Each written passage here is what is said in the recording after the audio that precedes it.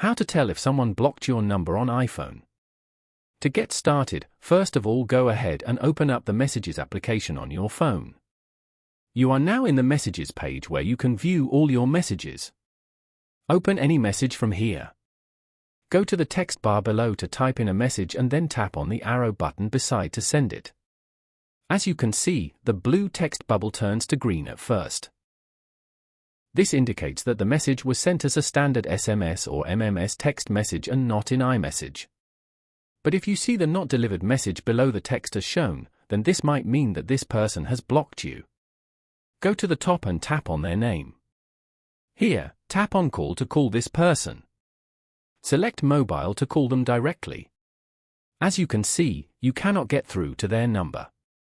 This can be another indication that they might have blocked you.